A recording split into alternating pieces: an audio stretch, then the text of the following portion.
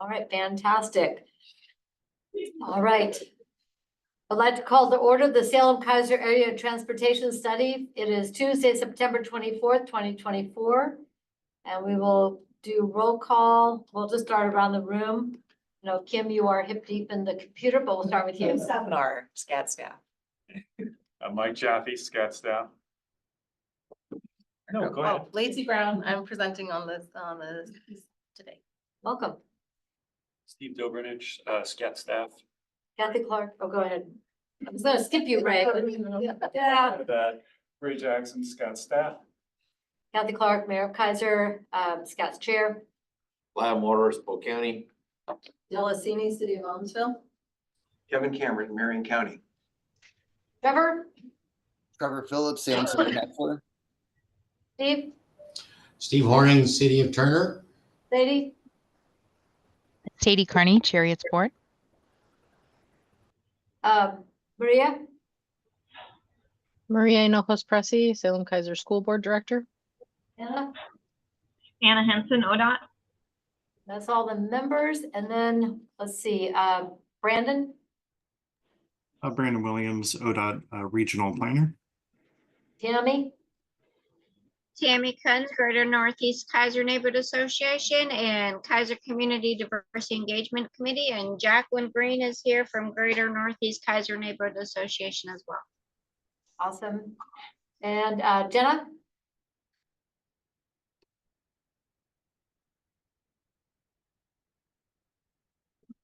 Oh, Jen is with DKS. okay, presenter, okay. Yeah.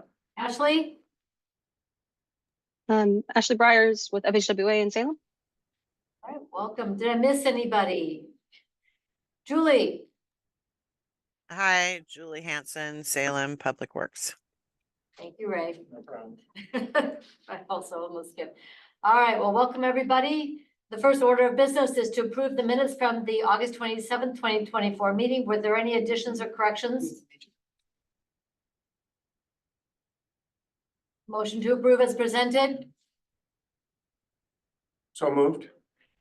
Second. Moved by Commissioner Cameron, seconded by Councilor Phillips. All in favor, please signify by saying aye. Aye. Aye. Opposed, signify by saying no. Hearing no objection, motion passes unanimously. Public comment this time is provided for members of the public to address the policy committee. Is there anyone who would like to offer public comment at this time? Okay, we'll move on then to the main event, which is the Metropolitan Transportation Safety Action Plan. Mike, take it away. Okay, I'm just sharing my screen here. Here we go. You can tell me next one. Next one. So I'm very proud to present the SKATS Metropolitan Safety Action Plan. As your memo describes very briefly, we've been working on this for quite a while. We actually began this in late 2022 with some kickoffs, but the meeting started really going in early 2023. We have the plan for you that we included in the packet. We have a resolution to adopt it. We want to go over the plan. Lacey Brown from DKS is going to do the presentation, and then we have a resolution if you have time for questions and answers, and then we have a resolution in case you want to adopt the plan today. Just a little background. Like I said, it was about a 2-year process. We had a steering committee that's noted on the memo. We had a project management team made up of your local staff. Last month, we reviewed the public outreach we did in spring 2023 and August 2024. In September 5th, after the plan was drafted, those two committees, steering and the project management team, got together to look at the final draft of the plan. We made some minor adjustments to that document.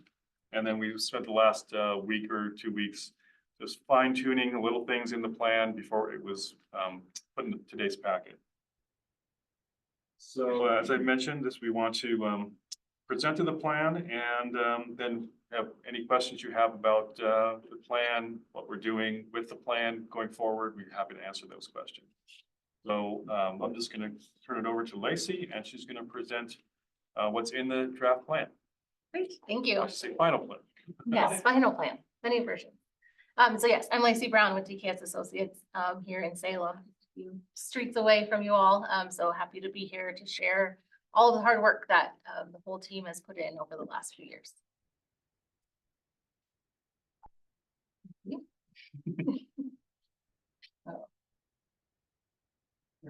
There we go. All right.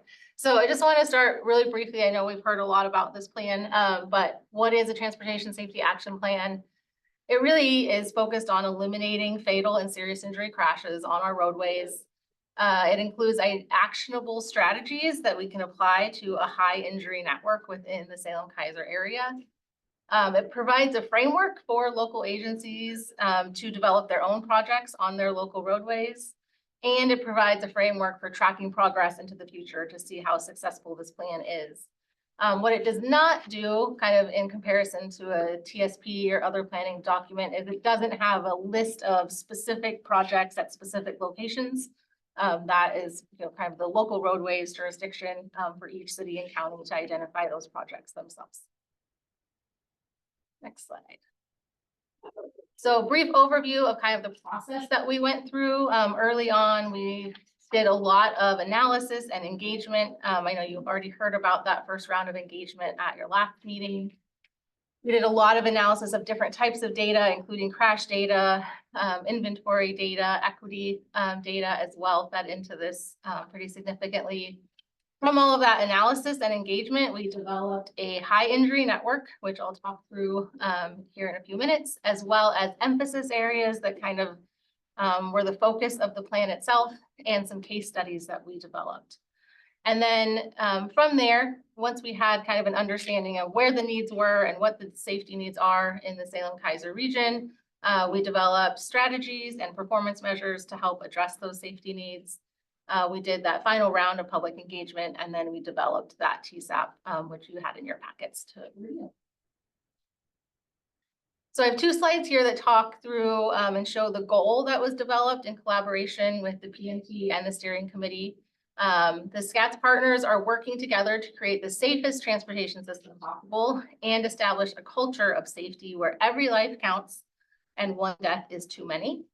And it goes on to say, we envision a region with 0 crash-related deaths and life-changing injuries by 2035 and a 50% reduction in these crashes by 2030. So that's the kind of overarching goal of this document. So as I mentioned, there's a lot of data that fed into this. All of these charts and graphs that we're showing were in the report that you got a copy of if you want to dig into them more later. But this shows just over time, the steady increase in the number of fatal and serious injury crashes that are happening in the Salem-Keizer area. It's kind of staggering when you look at the numbers, how much it has increased over the years. Question? Yeah. These are total numbers, not per capita, correct? Correct. Did you follow? I just keep going. Okay. This just digs into that a little bit more. So that this is looking at the 5 years of data that we had available to us when we started this analysis, which was from 2017 through 2021. During that time, there was 112 people that lost their lives on roadways in the region, and 540 people were seriously injured. And then just provide some additional breakdowns. For example, on the right side is the most common types of crashes that are contributing to these fatal and serious injuries.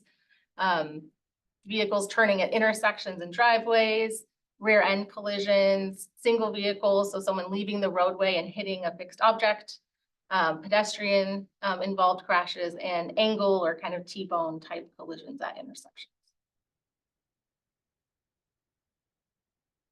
So this is just a snippet of the high injury network, and what a high injury network is: the roadway segments in the area that are contributing the most or have the most history of fatal and serious injury crashes. So not just where a lot of crashes are happening, but where people are being seriously injured and killed.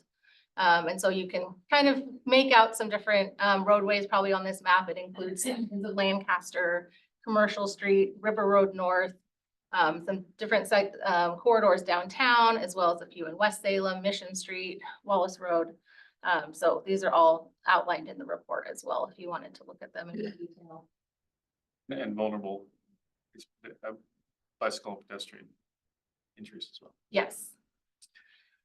So really kind of startling statistic is though that high injury network that we just showed you makes up 3% of all of the roadways miles in the Salem-Keizer region. So 3% of the roadways are accounting for 40% of all of the deaths on the roadways. So of all of the crashes that happened, 40% of them happened on those 3% of roadway miles.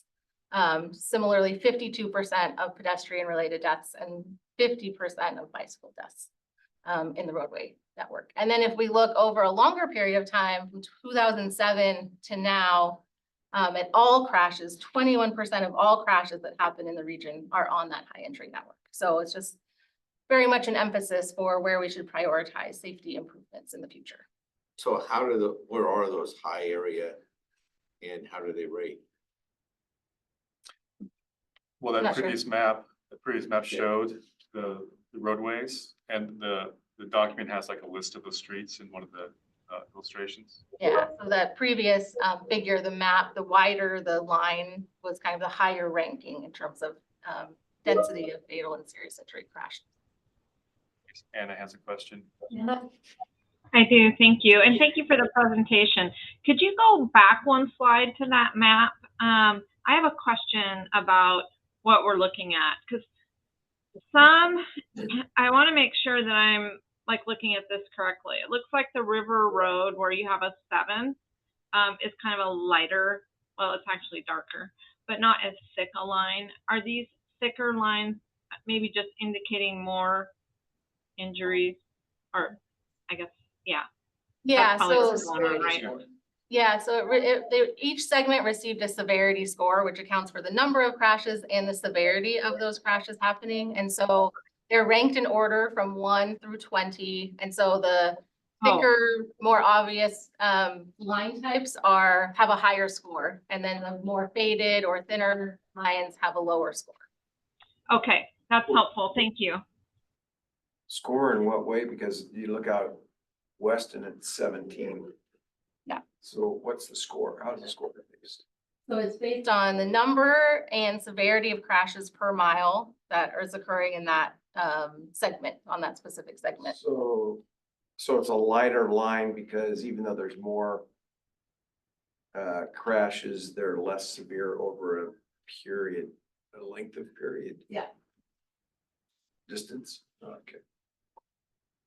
The numbers here are just indicating the top 20. They are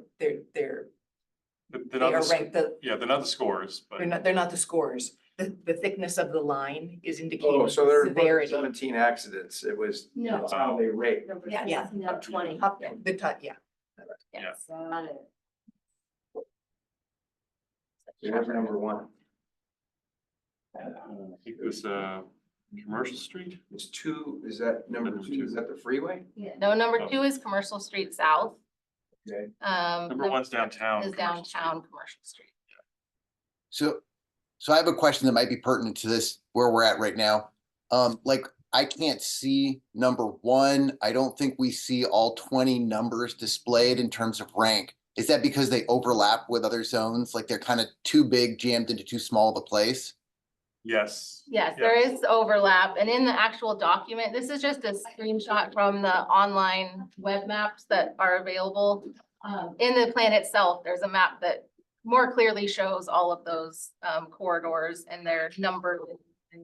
And then a follow-up question would be, 1 would be the most dangerous, 2 would be the next most dangerous. Is that how we're supposed to interpret these numbers? Because we only do the top 20 areas in terms of danger.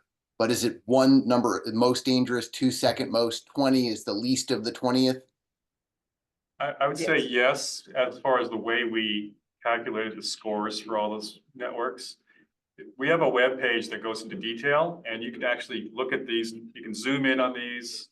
Yeah. You can look at the numbers. You can also separate it by which were the most dangerous for motor vehicles versus for pedestrians versus bicyclists. So it's more broken down than even this. We just wanted to show you that this exists, and this is an important factor in the safety plan. This is taking a lot of information and making it more simple. And I appreciate that there's much more data available with a lot more granularity and specificity. Thank you. Yeah. And Tammy put in the chat, so in your document, page 49 of the packet, page 28 of the report, is you can blow up this this map and see all the individual lines. 1 through 20 are there. And you can see those, so you can expand the map. So. Right. I just added the link to the map as well. Right. Okay, so it's right there. Great questions. Okay. Okay. Move on. Yep. So one thing I noted in the beginning is that the safe system approach is something that really fed in through the whole process of this project. And what the safe system approach is really a national and international shift in how we think about roadway safety and addressing the needs of our transportation system. So it moves away from what we typically have had as a very engineering heavy approach to something that's much more holistic and systems-based, where we recognize there's so many different pieces that have to work together and have to succeed for us to really reach those goals of eliminating fatal and serious injury crashes. One of them that's on this slide, kind of the top little arrow, is moving away from, historically, we tried to prevent all crashes, let's just make sure crashes don't happen.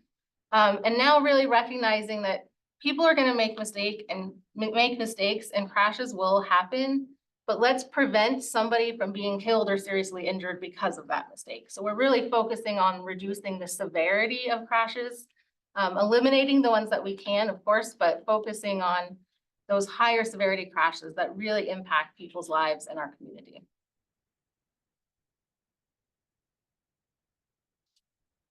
So again, based on the data analysis that we looked at, a lot of input from the community and the public, we developed these 6 emphasis areas that are kind of the focus of the plan and the strategies that we developed. We're looking at intersections, impairment and distraction, bicyclists, pedestrians, speeding, and road user age, which includes kind of aging drivers as well as young new drivers. Careful.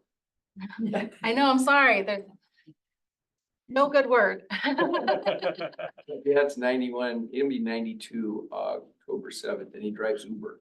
Oh, wow, I love it. Drives Uber. Yeah. Yeah. Crazy.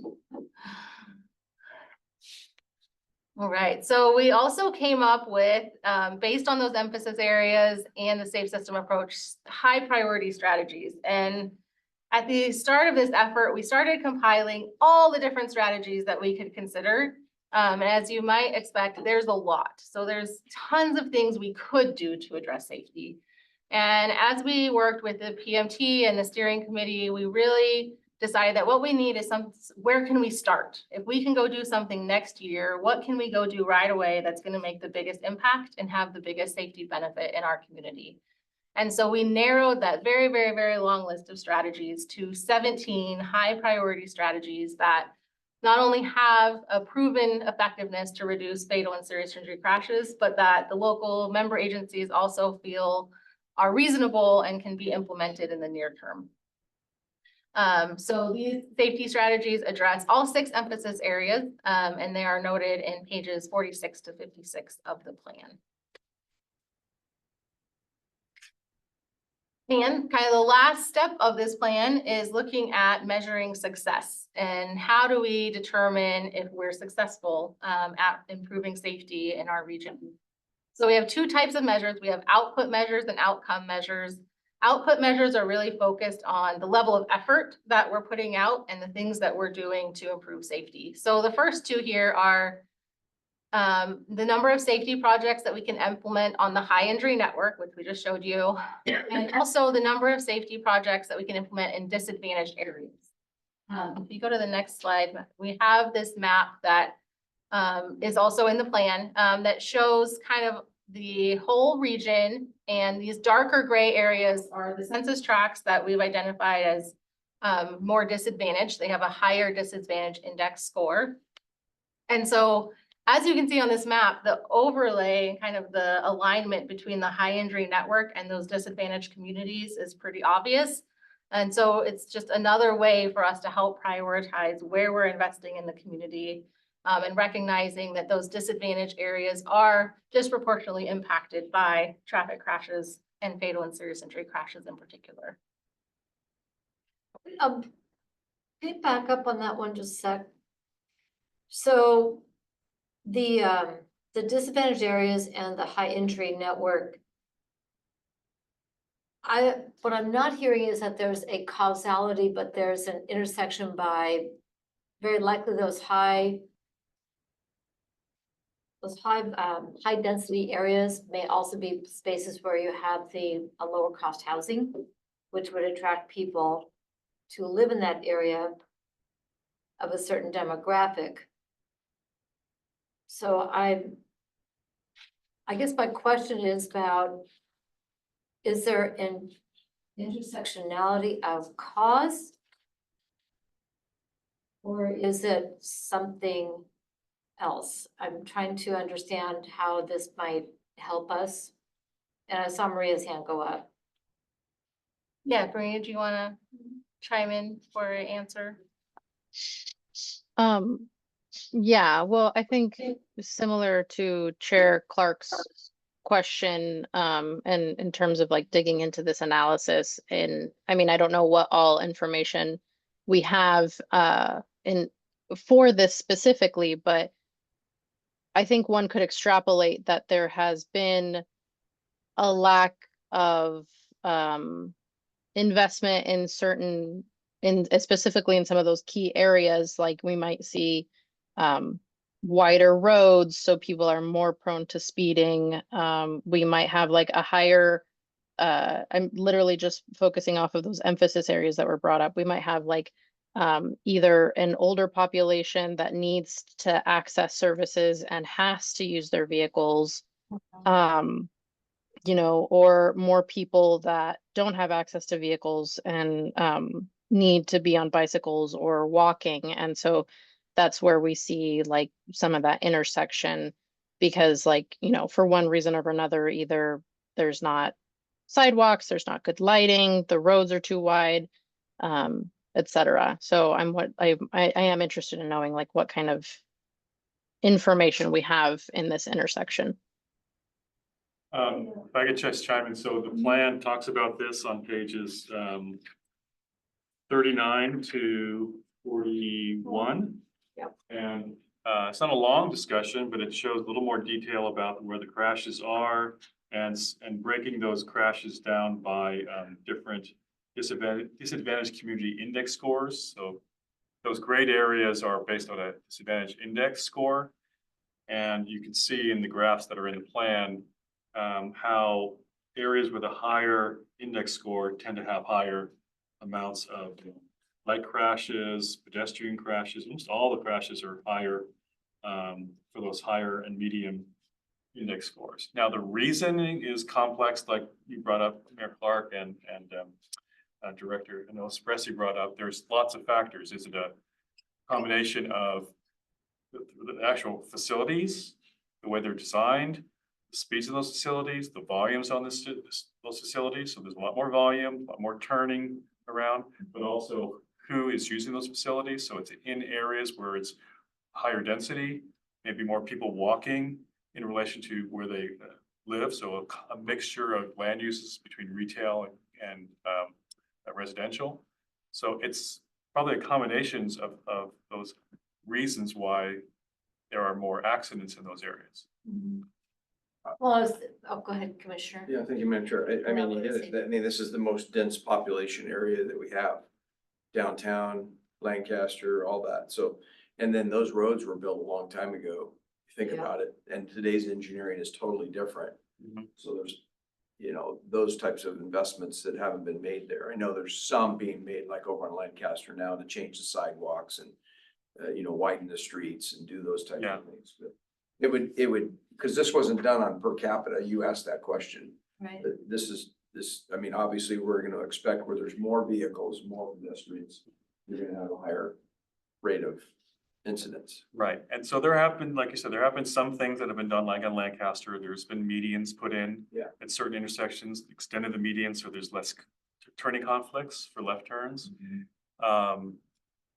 They're putting in pedestrian crossings, first at the college, but now there's several others going on there, so there are. Commercial, they're putting in some new ones in Salem, we've got some new ones going. Yeah, so things are being done, but there are more things that could be done, like the leading pedestrian intervals that are being done downtown. Should the city and the county look at implementing great. some of those?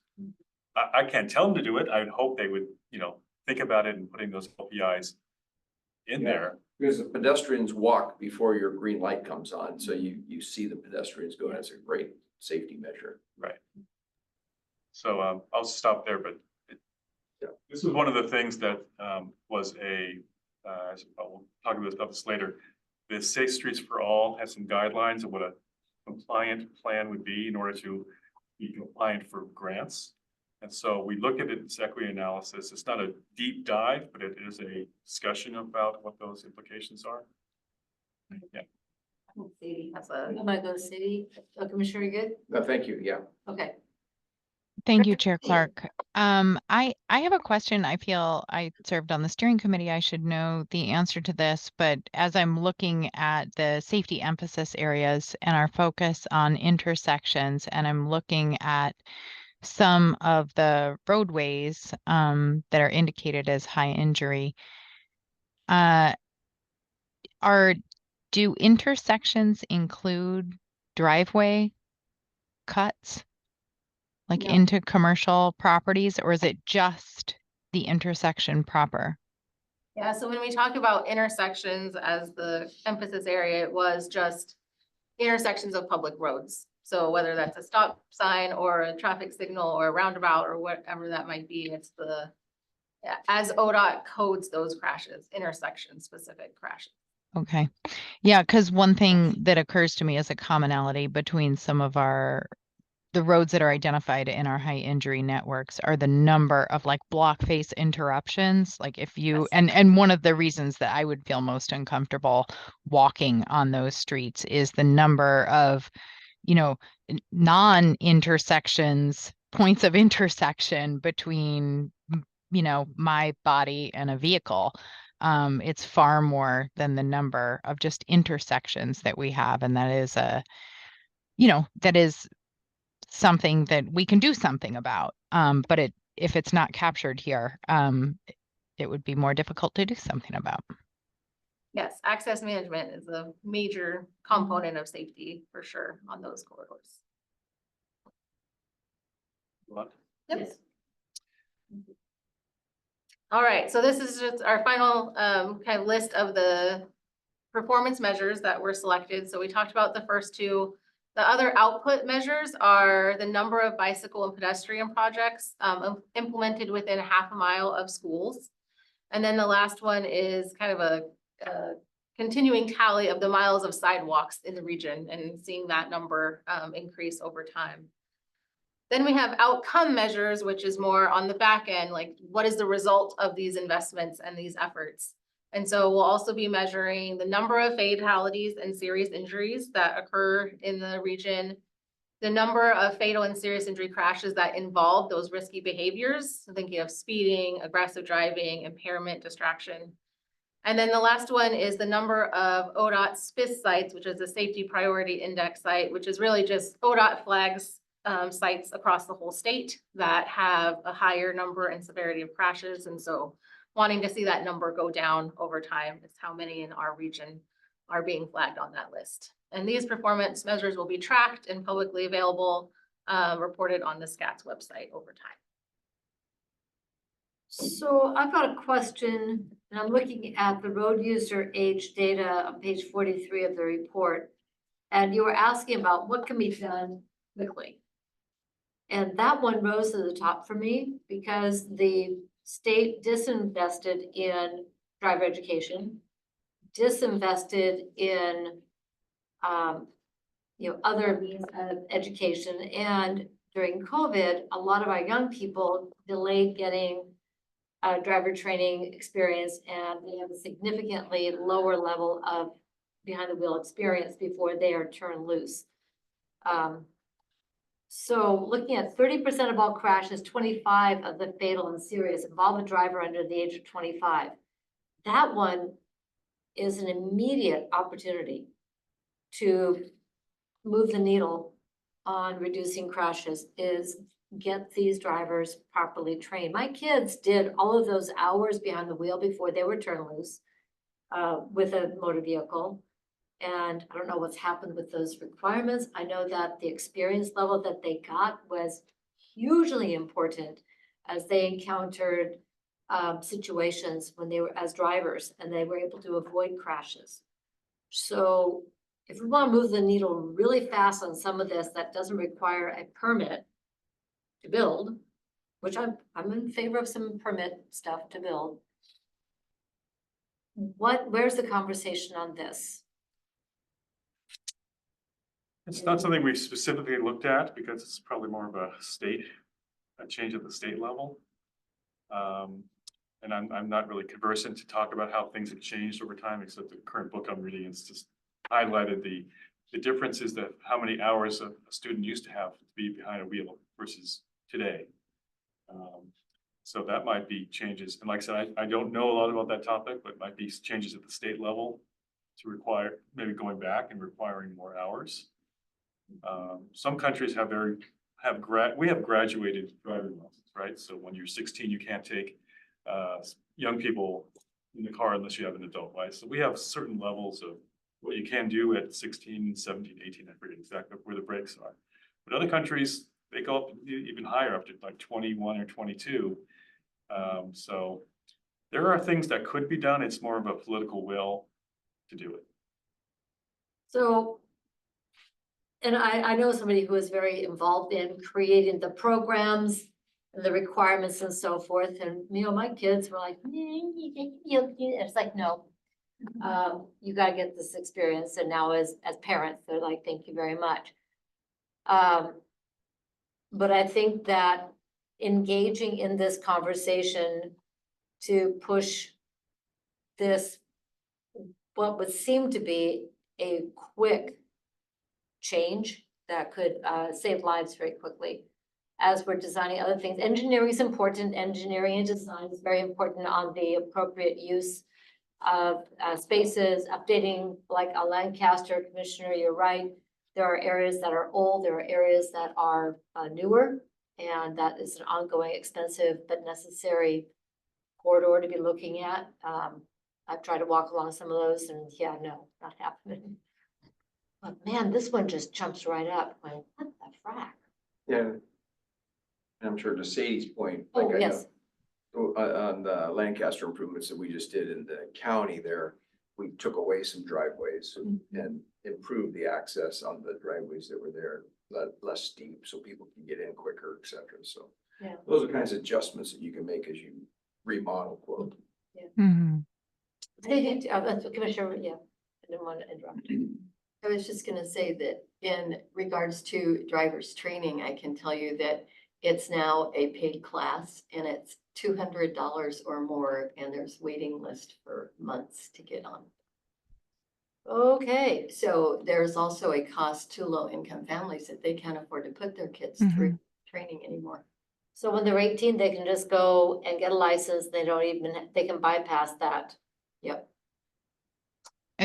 I don't think the bypass is the word I would use, is they lack the opportunity to access. My husband came from a family that did not have the means, nor the adults available to train him as a driver. And it became very apparent to him. And as he was telling his story to me, apparent to me as well, that it really is something that is, it is you, for example, and we probably all know this, you need a car in your possession that has you on its insurance policy to take your driver education test. But you need a driver license to get an insurance policy for a car. And so you end up stuck in kind of a catch-22 if you don't have a family with a vehicle, with you on the insurance, to give you access to legally take that test. So there's some barriers in the system that could be removed. And then when I'm looking at this data point, road user age is specifically focused on drivers. We're not focusing on interactions with pedestrians as we're considering this data point. Am I right? So this also looks at like younger pedestrians, thinking of like school children walking and biking to school as well would be covered under that. We just don't have, we don't have Disaggregated data. numbers. Yes, exactly. That Yeah. Okay. we're intending to cover that in the emphasis area, but we don't have the specific numbers for it. Yeah, I was curious about that. So this is both the vehicle operator and the person, the soft body outside the vehicle potentially. Okay.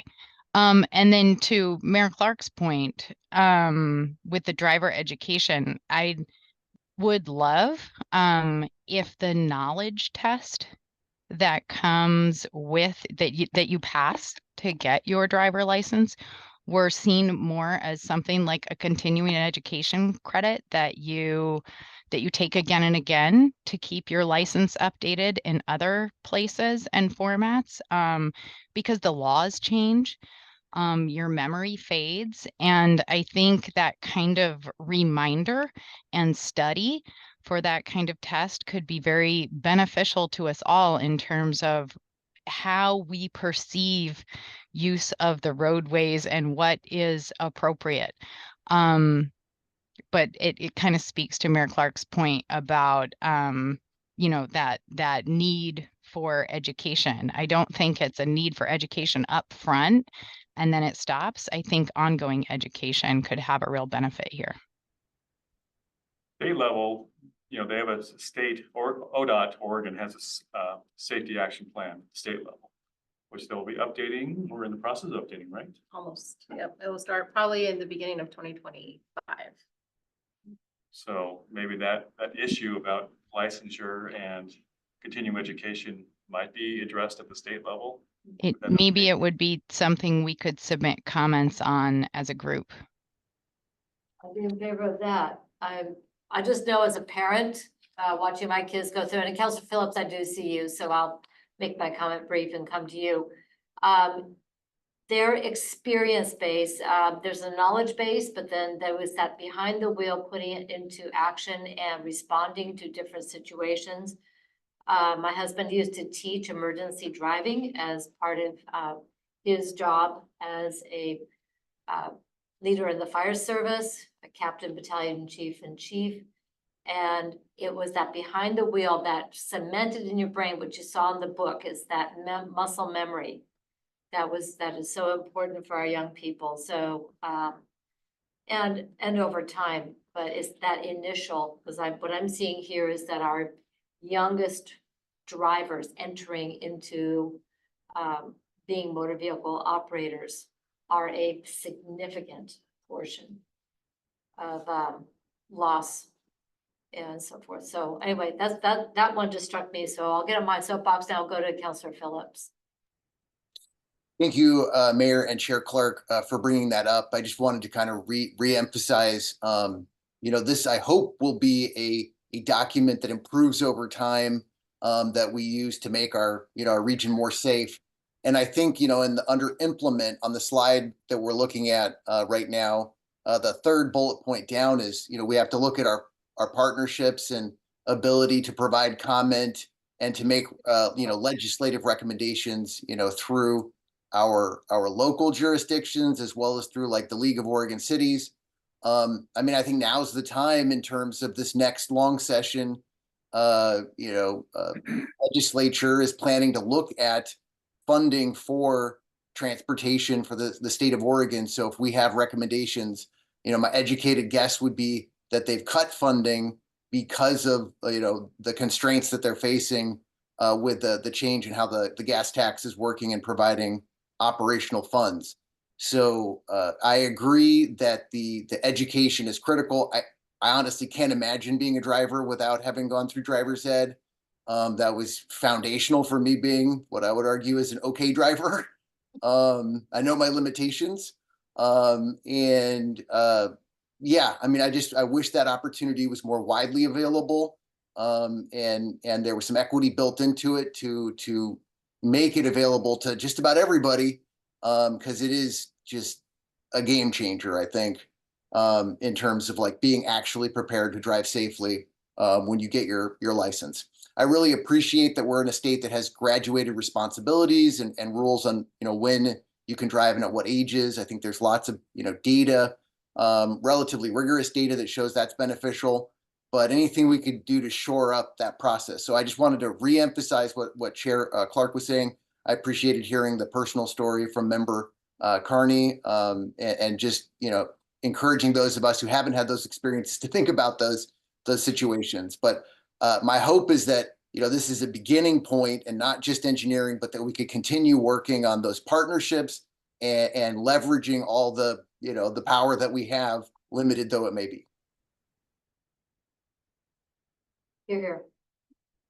Well, and Safe Routes to School, our advocacy for that program, because when you start walking your child to school, all that stuff could, to Director Carney's point about that continuing education. So when you're training your kid to drive, you go, oh yeah, all those bad habits that you've developed over the years, all of a sudden you straighten up and fly right, because you don't want your kid to imitate the bad habits that you've slipped into over time. It's amazing how that reminds you. So I think that Safe Routes to School has some of those benefits. And I just thank you for pointing out the good work Safe Routes to School is doing. And I just thought of my other point. Like in our local jurisdiction of the city of Salem, we're actively trying to lower some of our speed limits. We've, unanimously or near unanimously passed policy changes to guide, city staff to lower, our residential speed limits to 20 miles an hour, and having more ways to get that type of information out there. So the education it isn't just up front. It'll come in, like mid-cycle for a lot of drivers, and finding new and creative ways to get that information out there and to get people to buy into those changes, I think will be very important. That was the other point I meant to make and forgot. So thank you. Thank you. So the final slide here is ask for today. So today we would ask that you adopt the Metropolitan Transportation Safety Action Plan, and there's a resolution in your packet. Going forward, we want to implement as much of the plan as we can. So I was looking back at our kickoff meeting of our project team. What do we hope to get out of this plan? And the kind of things that local staff was saying was guidance for safety projects and plans in their local area, which I think this covers, based on the case studies and the priority strategies and whatnot, the HIN network. Information and directions to submit for grants at the state level or the federal level, now that we have a compliant plan once it's adopted. Identifying the kind of projects we want to do in the priority strategies. Keizer worked on good feedback from the public was important to Keizer, so we've done that definitely. And I think I'll just stop there. I've noticed a trend that usually these safety plans get re-looked at periodically every 5 years, 6 years. A number of plans that I'm looking at are doing that. So I think that's our objective, probably 5 years from now. Look at how successful these strategies, performance measures are doing, and then keep making adjustments. And as someone mentioned, I think Councilor Phillips, the interagency communication is important. I think we're stronger when we communicate, we're working together. And as was mentioned, City of Salem is working on their Vision Zero plan for a Safe Streets for All grant. Marion County is finishing up with DKS's assistance, the county level safety action plan. So the time is right now to kind of work even more to try to reverse the trends on fatalities and serious injuries and get toward our goal of zero by 2035. With that, Cheryl. Anything we want to discuss before we put a motion? Shall we just put a motion on the table to discuss, Commissioner? That's fine with me, yeah. I do have a comment, but I can do it under discussion. Okay, so let's go and put a motion on the table and then we can deliberate. I'm sure I'll move that we approve resolution 2423 that adopts the SKATS Metropolitan Transportation Safety Action Plan. I'll second that. Moved by Commissioner Cameron, seconded by Commissioner Morhorst, that we adopt resolution R 24, resolution 24-23, I'm going to city, that adopts the SKATS Metropolitan Transportation Safety Action Plan. Commissioner, Yeah, just to clarify, Mike, you're talking about this has to be updated in 5 years? Is that what you're saying? Or we don't look at it in 5 years? Because I would like us to have an annual review of what we've accomplished in this safety plan from certain jurisdictions like Marion County, City of Salem-Keizer, what we've actually done to make improvements. I think that would be very beneficial for us. Yeah, and we're gonna be keeping lists of projects related to our performance measures. Okay, that would qualify under here, that would actually make a difference under the safety plan. Right, so. Okay, great. We'll still collect the outcome data, the number of crashes and fatalities. We collect that, and we have done that continuously, but we're also going to track the projects that are being built. And in certain areas, like are they on the high injury network? Are they in disadvantaged areas? Are they in your schools? That slide earlier that I talked about. So we're going to track that, and we can provide you updates on that. Those are output measures. But overall, we want to probably, in 5 years, relook at the whole thing and say, is there something that we want to refocus on?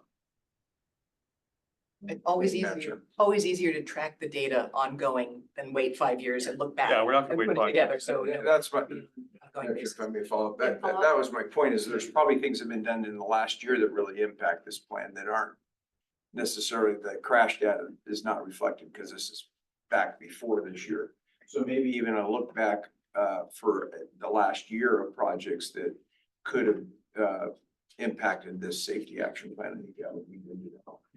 I think Turner just in the process of putting in one of those safety crossing walks with the blinking lights, those types of things. I know Salem just put 1 or 2 in on South Commercial. They're probably not reflected in this data yet. Right. So maybe going back a little bit. We can look, I think you were looking a little back, right? At least keeping a list. Yeah, great. Thank you. Thank you, Madam Chair. yeah, and Kaiser just put one in by Kaiser Elementary. So they'll be brand new for the school year, for example. So really excited to have that. Director Eno Pressy. Thank you, Chair. I would really like if we could maybe in the close future actually implement in policy one of these suggestions of using this information, this data, and the strategies when updating our local TSPs and SKATS TIP. I think that would help further reinforce that we're investing in the projects to reduce those fatalities, and I think is like a very strong, actionable step that as a body we can take. Yeah, actually, thank you for bringing that up because I was going to ask that question. As we do our transportation system plans update, would this be included by reference? Or is that up to each jurisdiction? I would say the latter, it's up to each jurisdictions. I would hope they would reference it because it's supposed to be regional wide. As far as the other point Maria brings up is that we are talking with the TAC about the TIP process. You may remember in previous TIPs, we had scoring criteria and safety was always scored higher when we were comparing projects. One other factor we are talking to the TAC about is just having those projects indicate whether they're on the high injury network map of certain roads or not. So you can see and they can see. Yeah. I like it. Yeah. Anything else for discussion? All in favor, please signify by saying aye. Right. Aye. Aye. Aye. Any opposed, signify by saying no. Hearing no objection, motion passes unanimously with our thanks to everybody, all the staff members, the consultant, and the committee members who helped make this happen. And sounds like it's going to be definitely an action plan. Thank you all very much. And Maria's point about a policy directive, we can definitely circle back and and see what that might look like. I didn't want to ignore that. Because I think it's a good, strong point, whether you want to make a stronger policy directive about how to use this plan. Well, to Commissioner Cameron's point that, and talk about the spaces where this is on the high, injury network, that we would, want to increase, keep our focus on that. I think a lot of our plans already do, but it gives us more oomph. But the other thing it does, it makes us a lot more eligible for grants. Because when you are applying for a grant on the state or federal level and you've got this data behind you, and you can also make the case for the additional benefits. Yahoo Mountain Dew, we get the money coming here that our region clearly needs. So we just give ourselves another tool. Anything else? Okay. Let's go then to item E, which is the amendment to the SKATS fiscal year 24-29 MTIP. Steve. Okay, so I'm gonna share my screen, and this is an attachment that's in the packet. It's on PDF page 157, if someone's following along on their own screen. So the amendment request today is to add a new project to the SKATS tip. A raise grant that City of Salem received from FHWA for the corridor plan on Front Street. And it's a section from the Front Street bypass. That's the south end of the way study will be to South Street at the north end of the project. Yeah, it always kind of throws me off. Directionally challenged street naming. Okay. So the grant itself is a $2.7 million grant that City of Salem applied for and received through FHWA. There's no local match because it's an area of persistent poverty. And I guess I could, just for context, I'll switch over. I guess I have to reshare to do that. Hold on one second.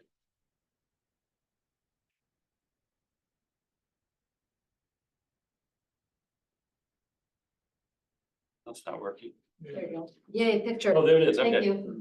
So just again, for context of the location, so this is, it's a little hard to, I'll keep zooming in, but these dots and the line along here, the thin white line, is the project study corridor. So it starts down here at the south end from the bypass, goes through the Truett Brothers property, heading north, and then terminates, the study work will terminate here at South Street. And it's a facility that has shared railroad along it and crossing through it. I think it's work that's going to be very important for thinking about redevelopment in that area. And it's going to be important work for thinking about that north extension from downtown Salem. Could you do me a favor and go back up to the north end by South Street? Where does it actually end? Right here, can you see that? Scrolling this intersection where it's South Street and Front Street there. Where's the bridge? There's a narrowing. Is that for, please tell me that's included? Yeah. Mill Creek? Yes, Yeah, that's towards the southern. where you get that narrowing. Right there. Okay, good. And that is included in the study area? Yep. Good. I had a student crash there, so. Can you go north again? Yeah, sure. I'm just trying to, so when you go up Front Street and you're trying to go to Keizer, keep going to the end. Almost there. There's a nice delay. Okay, is that Salem Parkway, the curve there? No. Not- Oh, it's the railroad track. Yeah. So it stops right after the railroad tracks. Yeah. Where it turns. Yeah. Cause that's, So what's the purpose of, I know there's a redevelopment plan for that area. Is that the purpose of this study, is to see Julie's on the line. Julie, Madam Chair, if I may. Yes, please, Julie, chime in, This is please. going further up. So the main purpose of this study is to figure out how to get all those modes to work together. So you have the rail, which is the big thing, the need for cars, the need for bicycles, pedestrians. You have that bridge that was mentioned that is, I believe, from 1929. It's inadequate width to, provide all of the needs. So that's the real need for the study. I recognize that there are needs on Front Street north of the railroad, so going all the way up to Keizer, the street is not developed to any urban standard, but that would just be something that we would. Okay, it makes sense. I understand now because it's all the motive. It's Yeah. the railroad cuts off, so that's what you're trying to do. Right, the railroad cuts off, and there is a current development proposal in the cannery blocks down just north of the bridge, and a couple other ones. But so whatever happens with those, we'll just have to feed into the study and work back and forth together. We're not, that development is not touching the bridge, and so we need to figure out what happens there. The Mill Street Bridge, right? The Mill Creek Mill Bridge, Creek yes. Bridge, Yeah. Okay. Any other questions on this project? All right, we need a motion then to approve amendment 24-22 Front Street redevelopment corridor plan. Also move. I'll second. Been moved by Commissioner Mordhorst, seconded by Commissioner Cameron. Any discussion? All in favor signify by saying aye. Aye. Aye. Aye. Any opposed signify by saying no. There are no objection, motion passes unanimously. Fantastic. All right, looking forward to that project. Let's go to item F, which is the federal fiscal year 2027-2030 SKATS discretionary funding estimates. Steve, once again.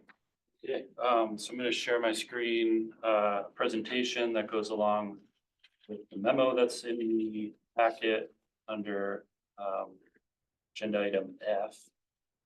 And I'm going to talk about the SKATS discretionary funding. So for our upcoming TIP update, these will be the funds that the PAC will make a recommendation of projects to fund, and then this group will eventually approve about a little less than a year from now.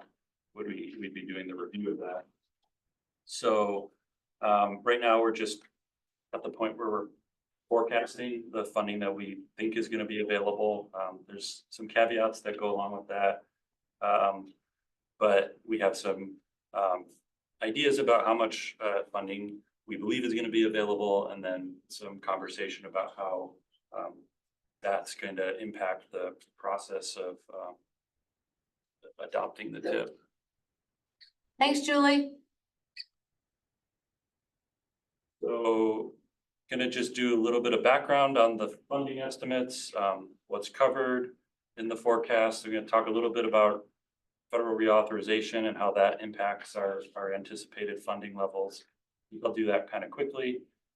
From there, we'll talk about the assumptions that we used in coming up with the forecast that we're presenting, and then break down some of the conversation we had with the TAC, as well as a proposal for the reserve funds that we've been talking about at the last several policy committee meetings.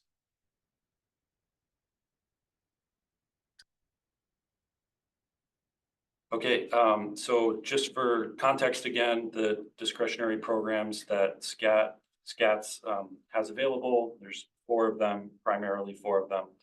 There's the Surface Transportation Block Grant Urban Program, Transportation Alternatives Urban Program, CMAC, and then the Carbon Reduction Program, which is a newer funding source.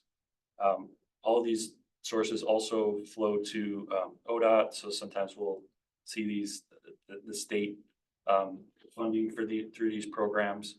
But today we're just talking about the ones that flow through the MPO for the urban area. The revenue estimates are for the first 4 years, the sort of primary years of the TIP, so 2027 through 30. And we didn't include estimates for 2031 and 2032. Okay, so background, so the IIJA was signed into law in November 2021. That sets our budget authority and tells us how much funding is going to be available. That expires September 30th, 2026. So the issue that brings is for our forecasting window 27 to 30, that's beyond the current authorization period. At some point, there'll have to be a reauthorization or continuing resolutions to keep funding the transportation bill. But that would most likely, almost definitely happen after adoption of our next MTIP because our planned adoption date is in May of 2026. So the way we forecast the amount of revenue that's available is we look at the historic revenue data, the anticipated growth rate, and then the expected annual limitation rate. We use that same methodology for developing the revenue estimate that's in the packet today, but we were a little bit more conservative with the assumptions. So we, at least for the baseline revenue scenario, we said we're going to project what the revenue looks like with no annual growth in federal funds, and then set a limitation rate at 86.85%, which is on the low end of what's been normal, but it's also, it's been trending down the limitation rate for the last couple of years. So we wanted to do that as our baseline to get an idea what if we're very conservative in our estimate, what would the funding availability look like? So in doing that, you see our breakdown of funding by year, the 2027 plus carryover column here on the left. That column is based on revenue commitments and includes the revenue commitments in the current TIP. So that's why those numbers look a little bit different. It's the amount listed is basically the cumulative revenue that's left over after projects have been funded through 2027. So with the no growth revenue scenario estimate, we forecasted about $28 million that would be available in the 4-year TIP cycle as sort of our starting point, and the sort of where we start our conversation about how we build the TIP document and fund projects. We did do a couple other alternative revenue scenarios, one with some annual revenue growth and a slightly higher limitation rate. That came out to a revenue projection total for the 4 years of $30 million, or a little bit over 30 million.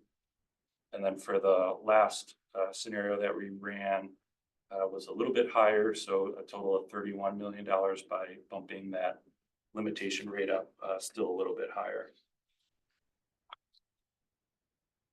The question of what factors would change the growth rate? Is that just congressional will? Is it gas tax revenue? Is it what? What's some of those factors? I guess that would be dependent on the reauthorization that takes place. So Gotcha. yeah, I think that would essentially, is there any? Congressional will. Congressional, yeah, because the gas, a bigger component, it used to be mostly funded by gas tax receipts, but over the last 5 plus 10 years, a bigger proportion has come from the general fund of the Treasury to fund transportation projects. And this is sounding very familiar for those who are around. The last time we had continuing resolutions for years. So we have, our staff especially have experience. Some of us have been around long enough to remember that this is what we had to do before. We just kept going, assuming nothing changes until they actually pass something. We kept hearing, oh, they're gonna have transportation reauthorization. Just kidding. No. Thank you. Last from the past. Okay, so at our TAC meeting earlier this month, we had a discussion about the revenue estimates and then the alternative scenarios.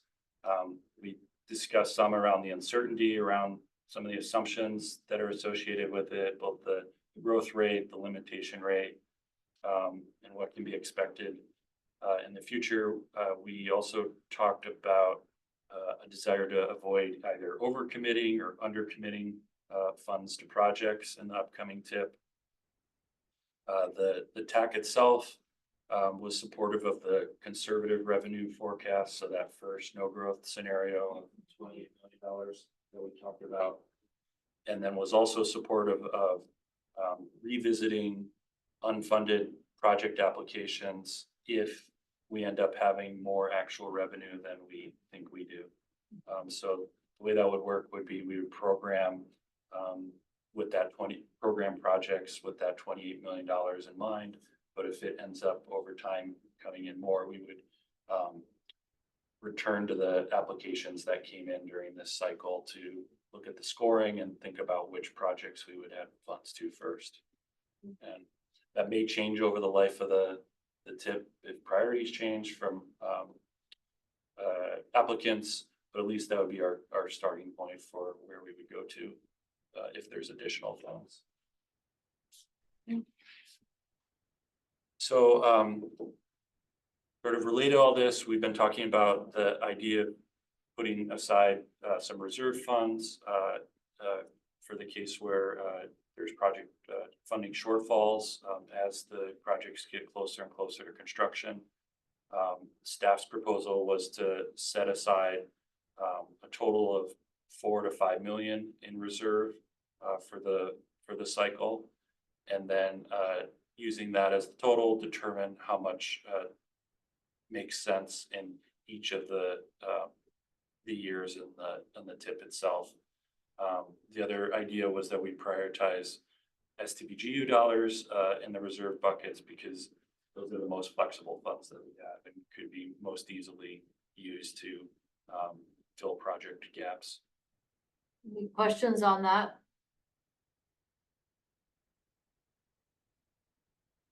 Commissioner? No, it's a recommendation, right? You just Yeah. want us to know. Yeah. Yep. Good. Yeah. So we did have discussion about this, and well, it looks like someone has Oh, I a hand know. up. Yeah, I was just waiting for it. Director Carney, then I'll go to Councilor Phillips. Sorry, Dave? muted. Yeah. Oh, is there an echo? I hope not. I think my answer was at least in part on the next slide, and I was going to ask the percent of our budget that would be tied up in 4 to 5 million, and it looks like between 15 and 20% of our budget. And so I'm wondering, how does that compare with how much we usually have available to add new projects? Because some of our budget is usually committed at the beginning of the TIP. We only have a certain amount to work with. So I'm wondering, does this put us in a position where we're like, well, and that's it. No projects this year, or one project? That's a good question. We haven't, I think,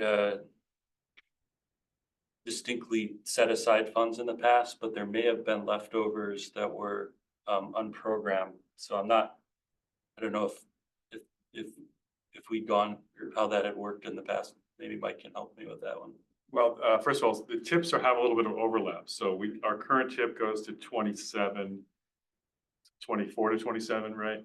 And this one's gonna be 27 to 30 plus 2 out years, called illustrative years. So that 27 is some overlap. And there probably is some committed funds for 27, not the full year's worth. Mhm. So yeah, we have some, and I think, and Steve, did you build that into those tables or in the? Yeah. Yeah, so there was, going back to the first table. And this is an estimate because there's some assumptions along with it, but there's about 4 million that was left over in the current tip. Okay. That's finishing in 2027. Because I remember the last time we did the tip, we could add no new projects because we had so many that were experiencing funding shortfalls. Right. And so, the question would be, might we encounter that again? And, maybe a follow-up question to that is, how can we improve the cost estimation on the project proposals as they come in so that we are thinking, you know what I mean? So that we're budgeting for them with kind of eyes wide open, and not saying, oh yeah, look at this, we can realize these improvements, all within our budget, and then find that that's just not practical or doable. Commissioner, Yeah, that'll come to, during COVID, nobody could have predicted the inflation that we hit on those projects. I know it's just crazy, but I think we do have to, I think we do, when we put projects together, assume inflation. But that was really unique. We always assumed inflation of projects. So if you come in and you say, I have a project for $1 million, that's my cost estimate. You always assume some inflation because it's $1 million estimated here in 24, but you don't need the dollars until 2028. So we did inflate those numbers. The trick is how much to inflate them by. Mhm. As you just mentioned, we didn't expect to have those kinds of inflations over the last number of years. So as I've been chided at the TAC meeting several times, people will say, our cost estimates are good, but the inflation is something we had no control over. So they do good cost estimates. It's just the fact that the cost of materials just kept going up and up. Well, labor too. Yeah. There's no way to anticipate that except making a guess or an estimate of how much you should inflate things by.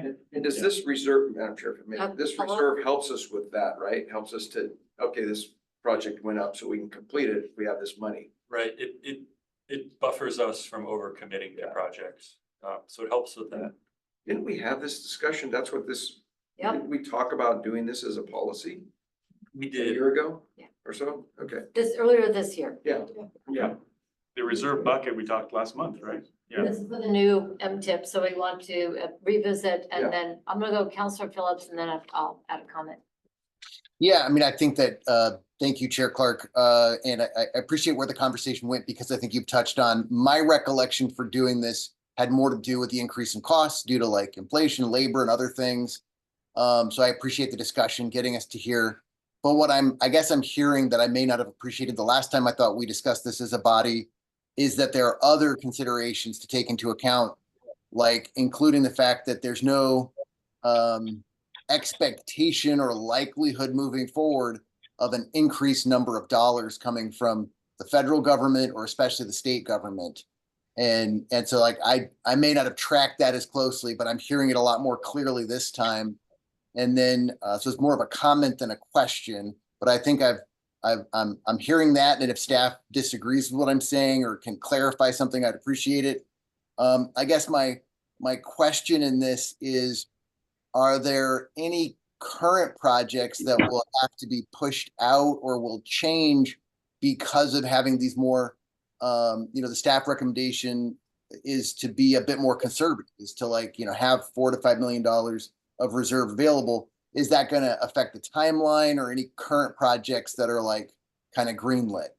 So I get that this is in the out years, like it's 27 through 30, but I heard there might be some overlap between things that are somewhat, I'm going to say greenlit, but I don't know another way to say it more accurately, that are like in the year 27. So just what are the real world consequences of adopting what I'm hearing to be staff recommendation?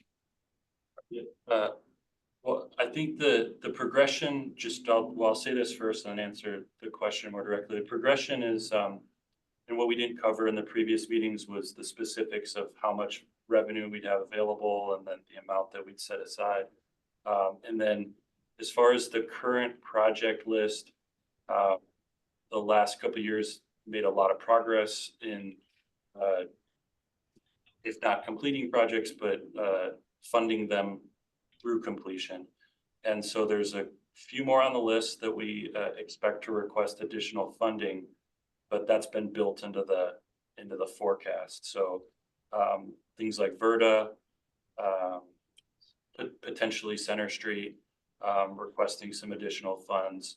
Those are already built into the scenario that we put together here.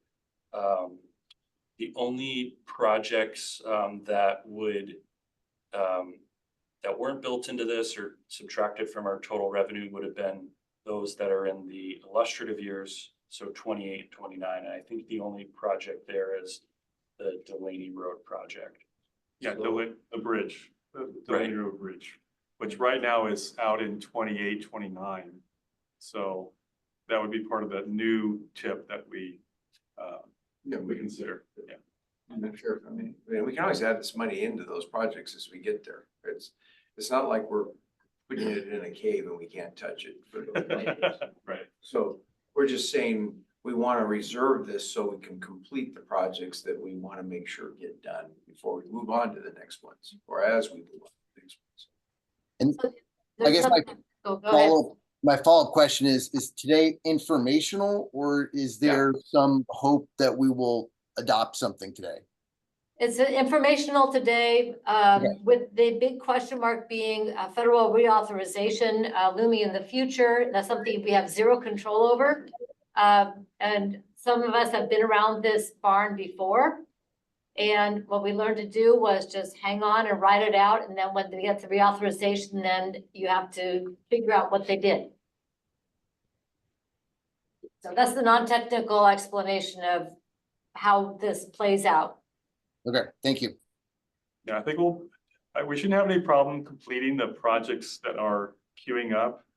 We had like $9 million to finish all those projects, to add funds to those projects. So we should be able to do that and continue funding other programs. So I think this puts us in good stead for the current years and also for the upcoming years, having some reserve buckets. That's what we're trying to set up, as opposed to scrambling, oh my God, we don't have enough money. What should we move back and what should we cut back? This gives us a little more sanity about moving through the process, but still something, if we have extra funds, we'll find projects to fund if needed. And then Dr. Carney, I'll come to you real quick. My comment was to illustrate what Mike just said. So we had a project in Keizer, it's a small one we wanted to do, and we're waiting until we get into the spring when we're clear how many dollars we have left. To see if we can shoehorn it into this year versus next year's CIP. It's that same idea. When you have things queued up, it's easier to bump them in and get them into motion than go find them. But if we commit too early and the feds have not reauthorized, then we're caught. And that's not a great space to be in. Director Carney, thank you for your patience. No, thank you, Chair Clark. I'm wondering what other MPOs hold in reserve. Certainly we're not the only one in the country that has established a reserve fund. That would really surprise me if that were the case. Do we have that information to share with the committee?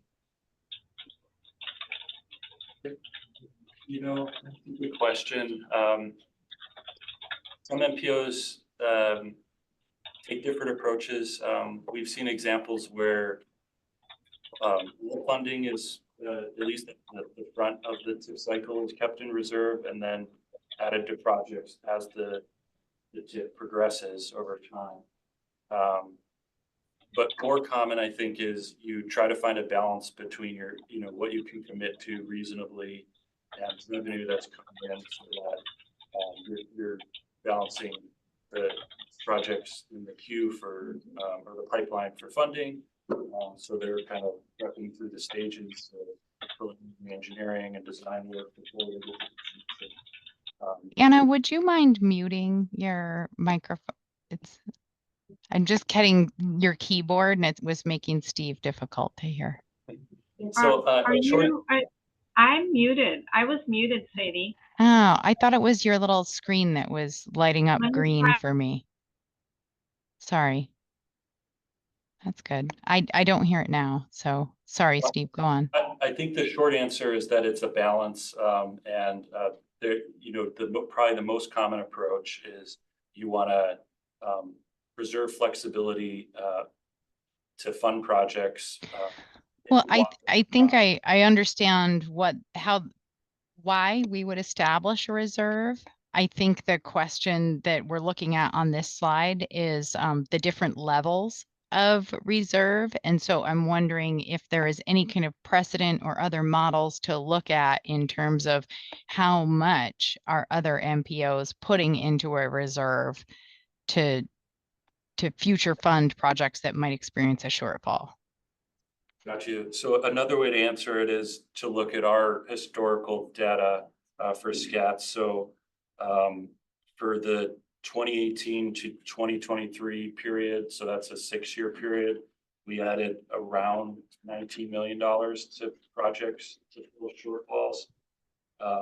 And so that's about 3 million each year.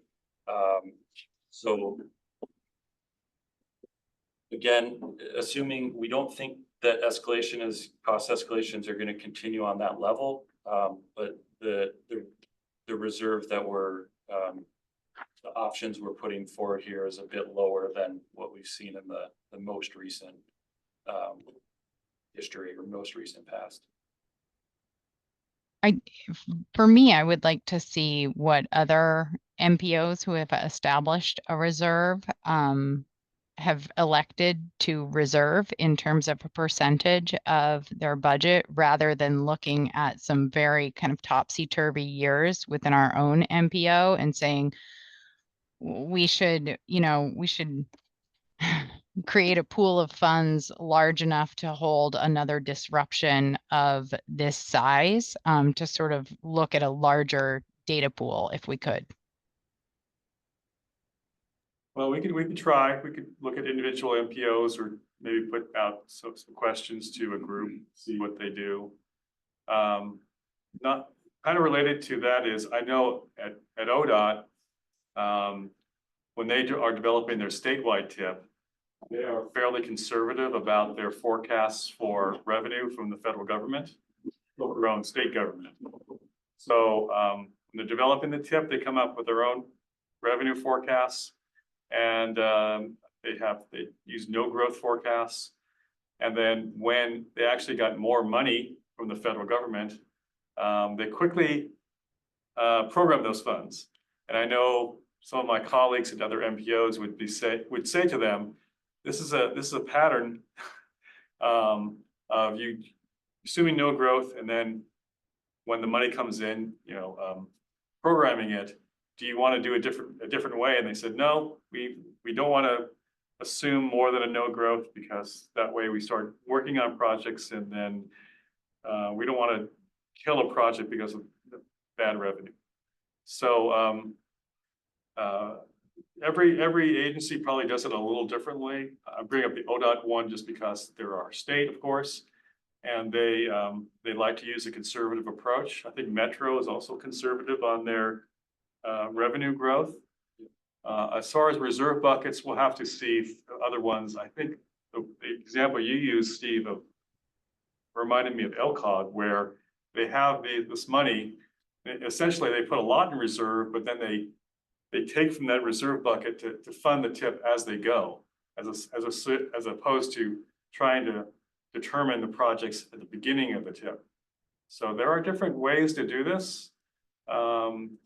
And this is staff's recommendation, just to make sure we can complete projects that, because that's our policy, completing projects. We don't want projects to be in a bind and have nowhere to turn to get funds to complete them. So we figure this is the way to go, but it's flexible enough that if these funds aren't needed, we will find other ways to use it. Sadie, can I bounce a something back to you, see if it captures the thought. Is the part of the question, the level of risk that would be assumed based on using different reserve scenarios? I don't know if it's the level of risk as much as it is the inability to consider adding projects, especially since project completion of what we have is a priority. So if we're not able to be flexible on projects that are in process and we are establishing a considerable reserve, what does that leave us in terms of future development and growth, right? Like we just looked at a front street in the city of Salem that really needs some improvements done on it. You know somebody personally that experienced a crash there. What would we be able to do, if anything, with a project like that? And how much latitude would we have if we had a 20% reserve, but we weren't going to fit this project on, and then it doesn't get on and there's no way to prioritize it? My concern is our ability to kind of think into the future and adapt to the changes in our communities. So I see Councilor Phillips' hand up. I think a lot of that is the projects that each of our jurisdictions bring forward. That if we see a change, so for example, for Keizer, right now my next priority is Wheatland Road. Well, if something changes because of a land use or a development or something like that, because we haven't obligated it yet, we have the flexibility to make changes. Once you're obligated, you're pretty stuck with the design. So it actually gives us a little bit, from my perspective for Keizer, it says, I know what the next 1 or 2 projects likely will be, but it gives me some flexibility to change the order in response to the need of the community, should that happen. Because it has not yet been obligated, but it's in the illustrative or those beginning phases. Mm-hmm. But I think still my initial question is, if we put all of this into a reserve fund, what are we left with? And maybe that's in the slides or the tables, and I just didn't kind of get it. And that is completely possible.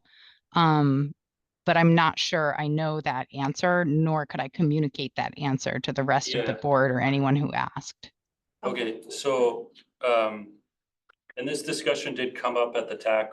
I think this, generally there was, support for the no growth scenario, support for the approach to the reserve funds, but the question of how much to put in reserve was what came up. So, the purpose of this slide was to look at, if we adopt the no growth scenario where you have $28 million available for this 4-year cycle, if we're on the low end and take out 2.8 million, we would still have whatever, 25.2. Thank you.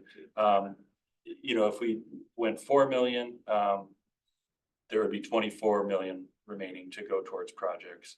If it was 5 million, then there would be 23 million to go towards projects. Okay, So thank you. I think, and this was my last slide, was from what I'm hearing is, I think the no growth scenario, unless I'm getting this wrong, it sounds like the committee members are comfortable with that first scenario that was recommended by the TAC. And it's really this last bullet point about how much funding to put in reserve that we might have to chat about a little bit more.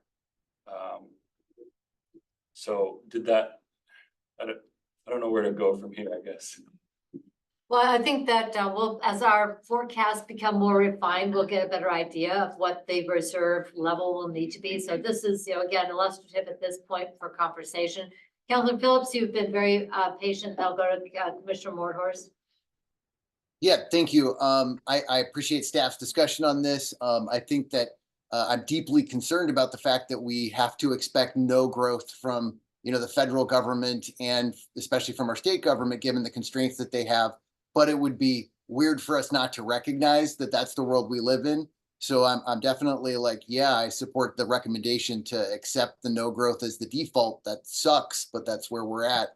I too am, I have some questions about like, is there a theoretical opportunity cost to having like the 5 million versus the $4 million of reserves? Does it slow like a good project down by not having the funds available earlier? So just getting, the contextualization if possible.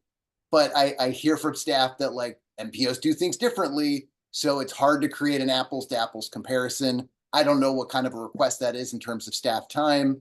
But when and where possible, it's nice to know like how we compare to our peers as much as we can make those comparisons. So I don't feel as like out of touch, making this decision. I mean, for the most part, I understand how we got here, why we're here. I'd be very comfortable with the 4 million, and I appreciate the discussion. I guess my backup is just to, what am I missing? Like, is there an opportunity cost? Is there a negative for doing things this way? And I just don't want to be blindsided by that. I don't think I am, but it would be nice to get, more information. If it's not just an impossible ask and the things are so different with the various MPOs. Yeah, well, we could do some homework on what the other MPOs do, like we discussed earlier.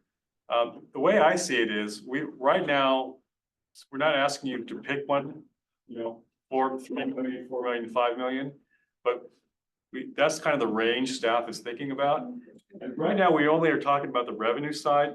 Once we have the projects have been reviewed and prioritized, and we have a ranked list, at that point, we can kind of say, well, where do we feel comfortable drawing the line? Above the line, here are the projects that we'll fund, and we'll have let's say, $4 million reserve.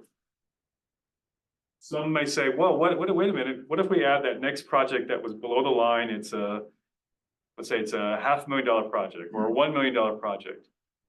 Do we want to take the risk of reducing our reserve fund to fit that project in? That's a discussion that we can have, and I expect to have, but can't have it right now until we kind of see how those two sides of the whole budget and MTIP work. Right now, we're just talking about revenue, but once we get the projects and their costs, and we can try to estimate their inflationary costs, then you can kind of see, okay, if we trim the reserve bucket down a little bit, what else can we fit in? Worth the risk to do that. We would shrink our reserve bucket. So if projects come in a lot higher, that'd be less available in the reserve bucket. So it's a choice, and a choice is at the end of it, it's your choice as a policy committee. And that's why we're not asking today, give us a definitive answer of how much you want to reserve. It's more like, here's the discussion of where this reserve could be. So as we're talking about the range, I think what I'm hearing is, would we, by doing it this way, does it reduce the responsiveness to an opportunity should we recognize that those funds could be used for project X? Is there a delay? I mean, how long does it take to move the money from the bucket to the project? And isn't that what we do through the entire TIP process? That would generally most likely just follow our normal amendment process. So it could be, as long as it's in the MTP as a defined project. That's the answer. I was going. Yep. Yeah, but it would take, a month or two to add a new project typically. So that we would still be able to use those dollars. The project is now fundable. The paperwork is done and the project goes forward. So I think what I'm hearing in the questioning is, would that lock up those dollars? The answer is no. We just move through them in a step-by-step fashion. We get to that project, it's a go, do the paperwork, and is funded. Yeah, and I mean, if we set the reserve at 5 million versus 4 million, having it at 5 could mean one less project is funded at the beginning of the TIP process, but that doesn't mean it couldn't be funded during the process. Yeah. Okay. They still have to use the funds during the TIP. So we'll still get used. The funds will still get used. It's just when are we confirming to the applicant that that's a go? but they know they're right there on the cusp and they're gonna watch that bottom line and go, whoo, we got the money. Kind of like the little project I mentioned earlier, we didn't know if we could do it in one fiscal year or the next. So we had it ready to go. Then we got the green light that we had the dollars to do it and it went to construction. That's why we have this amendment process, just to be flexible and adjust to conditions, whether it's revenue or cost escalations or other priorities coming in that we want to fund, so. So that money is sitting in reserve, is just literally a reserve. We can utilize it anytime in case of emergency, to backlog, or we have a new project that's thought of that can make a huge difference. We can actually add that in an amendment. So that money is always there, it's always available. But just for a little history, in 2019, ODOT had a 40% contingency on the 99 Cloud Corner Roundabout project. And we've utilized that, and we've raised that project 3 times, I believe, Anna. I know at least twice. So now we're at over $9 million where it literally was put in at 3.6. So the reserve is something that you really want to have, because if we ever run into another explosion in pricing and costs like we just experienced, it's real important to have that project or that reserve to keep our projects going whole.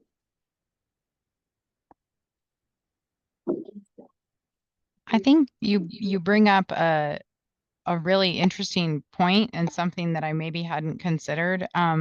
Do we at any point, so we get the project proposals with a cost estimate and then they could sit for a little while before we have the opportunity to fund them. Is there any point at which we return to the project applicants and say, does this still look accurate, or do we ask for a refreshed cost estimate? Yeah, that's correct. So if either our revenue projections were low and we end up having more actual funding, we could return to that application list. Or if reserve funds aren't being. But do the cost estimates, because I think what I just heard was that when a project was added to the TIP, it was at 3.6, and by the time it got funded, it was over $9 million. And so what I'm wondering is, as we are considering these projects to add, do we look at the cost estimate and say, that looks good, this is probably accurate, or do we ask to say, well, wait a second, things have changed. The context around this project has changed. Maybe we need to revisit the cost element of this proposal. Yeah, sorry, I see what you're saying. Yes, so if we were gonna add a new project that hadn't been funded initially in the application process, we'd want to look at the cost and make sure it was still accurate at that point. Is that similar to the example that was just brought up? Yes. Yes. Okay. Stuff happens in between. Life. Yep. Okay. All right, stay tuned for coming attractions for the development of MTIP. Speaking of MTIPs, let's go to the modifications, item G. Okay, so this is the last page in the packet, and it's just a roundup of the last month's look at TIP changes. There were 9 of them. 2 of them were full amendments. 6 were administrative amendments, and then 2 to make a note of. Number 4, the Orchard Heights project, we slipped a phase to 2025 that's using SKATS funding. So because we did that late in the federal fiscal year, that's going to have a very small impact on our obligation rate, but it will be the difference between a 95% obligation rate and a 100% obligation rate. So as far as our eligibility for redistribution funds, it shouldn't have any impact there. And then the last one, it's a note about the Vision Zero planning and 20 is Plenty project. We ended up not slipping these 3 phases. There were some technical corrections, but I clarified with FHWA and City of Salem, we kept those phases in 2024, so that's been revised. Just happened after the packet went out. Any questions on the amendments? Okay, thank you. Very thorough. Appreciate that. Let's go to the last item on our agenda, which is the information items. Just to let everybody know, our next policy committee meeting will be on October 22nd. And we have a couple of presentations on transportation options program and the Safe Routes to School. Next TAC meeting will be on October 8th. OMPOC will be October 4th in Bend, but it sounds like we're going to be Zooming it. And the Oregon Transportation Commission will also be in Bend on October 10th. Anything else we need to add there, Mike? Jared, I do have something. So thanks for Kim for reminding me. So every 4 years, the federal agencies and ODOT review our planning program. And they're about to start that cycle again. Yeah. Do that? Yeah, they sent us a letter saying we've met all the corrective actions. They sent it, sometime about 9 months ago, a year ago, I forget exactly when. But it's a requirement that they review our program. All MPOs get reviewed, not just us. So we were talking with federal highway staff. We're meeting with them in November. But prior to November, where we're sitting down and they're currently doing a desk review of our plans to see how well we're doing. Prior to that, in October, there's a public involvement component where the public can go in and give comment about the planning process to the federal agency staff. So we've posted something on our website. We're sending out emails and using other social media to let people know, hey, the federal government will be reviewing the planning program. If you have any comments about the MPO planning process, here's the emails to federal agency staff so the public can send a message to either Federal Highway or Federal Transit. Have I left anything out, Kim? No. No. I think so. So it'll be posted on our website for a month and they'll get any comments they get. And then as I said, we'll meet with them in November, mid-November, and see where they're at as far as evaluating and reviewing our program. And then we will inform you of what that initial review is about. I appreciate the thoroughness in complying with US DOT requirements and the complete lack of situational awareness on the part of US DOT that public participation in anything in October is probably going to be diverted to something else that's happening all of October, getting ready for November 5th. Just saying. I'll leave it there. Fantastic. You're going to get tremendous public input in October. Ashley, do you want to add anything that I put me on the spot? Ashley, I'm not blaming you. I could have asked you before. No, it's okay. Yeah, I guess we'll see what people say. No, I think you handled it. Thank you. Thank you so much. We're working on the desk review now. Yeah, well, at least that part can get done and I'm sure it's going to go extremely well. I do need to talk to Ashley because one of those review dates is the same day as Ruby Bridges Walk to School date. And so if I can talk to you this week and maybe adjust the starting time for that date, that way staff, here at the COG staff, a bunch of us are going to try to participate in Ruby Bridges Day and, so. Sounds good. Thank you. All right, fantastic. One more thing I should say.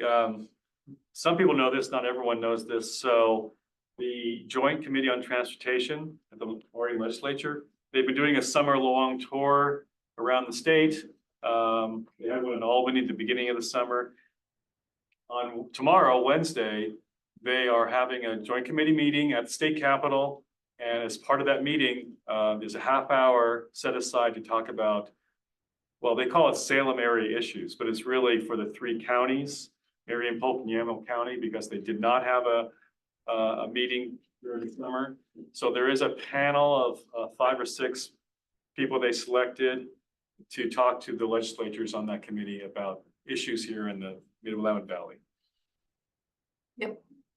Tune in, should be fun. And our illustrious chair is one of those 5. Yep, I will be there.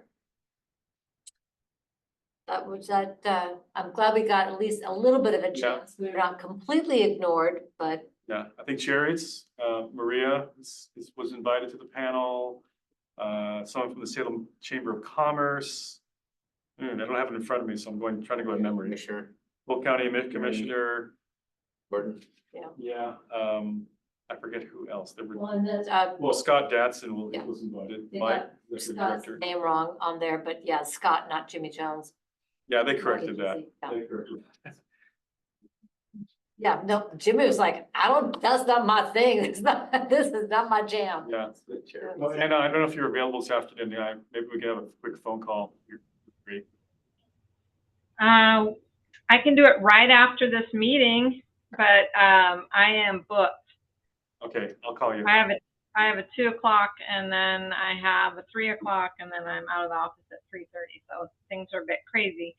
But I could potentially call you at 3:30 on my drive, if that would work, Mike. Well, let's start with the what right after the meeting. Okay, sounds good. Thank you. All right. Thank you. All Thanks, right, everyone. anything Thanks, else Anna. to wrap up? Okay, folks, thank you all for your good work. The time is 1:48. We are adjourned.